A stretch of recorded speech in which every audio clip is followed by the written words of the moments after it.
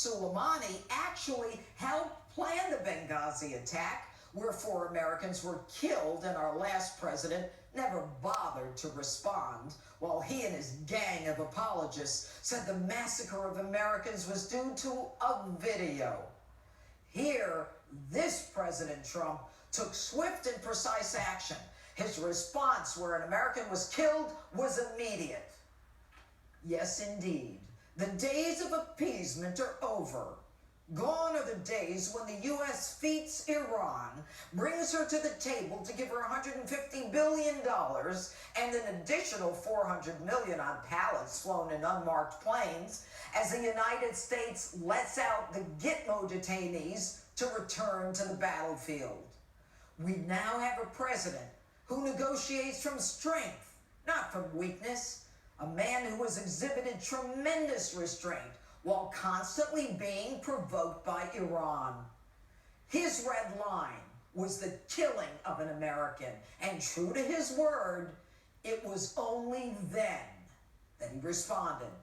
He had tried everything, and economic sanctions were imposed, themselves recognized as appropriate and responsible action in the spectrum of diplomacy, and yet they continued to poke the eye of the tiger.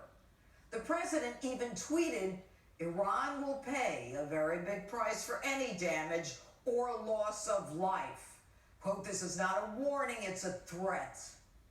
So, should we roll over and let them kill us? Should we decide who should be killed first, or how many of us we will tolerate being killed before we act? Should we allow further casualties? It's not an act of war. It's not unauthorized force when the commander-in-chief is defending Americans from imminent deadly harm. And for those bozos who say that the president is using Iran to distract us from impeachment, he could have done this on any one of the last 1,079 days because they've been trying to impeach him since day one.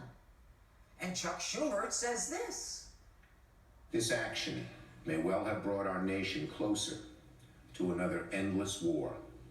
Exactly the kind of endless war the president promised he would not drag us into."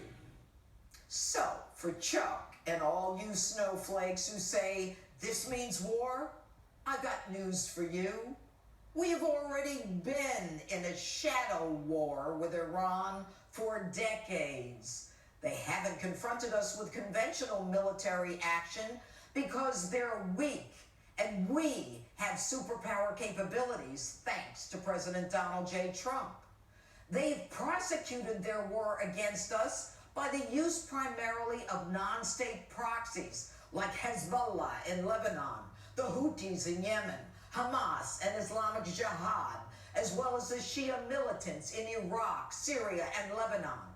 So, Iran denies responsibility, and they conduct a shadow war with relative impunity, from taking hostages in '79 to blowing up the Marine barracks and killing 220 Marines, blowing up our embassy in Beirut in 1983, to the most recent attack on oil tankers in an attempt to knock out the world's oil production in retaliation for our pulling out of the Iran nuclear deal and the imposition of economic sanctions. In fact, Soleimani himself is quoted as saying, "It is time to take our swords out and teach them a lesson." By taking out Soleimani, we have put the Iranians on notice that its use of proxies will no longer protect those who plan or give orders for attacks against us. They personally will be held responsible. Trump's attack was precise. It avoided a needless loss of civilian life.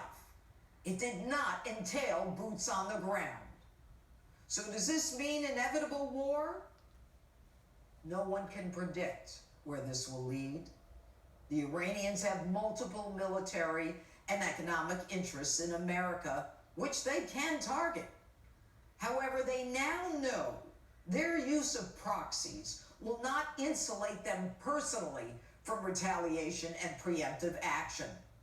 The president's thinking on this has not been shoot from the hip. It was set strategically in motion this past April when Iran's Revolutionary Guard and its commanders were labeled terrorists.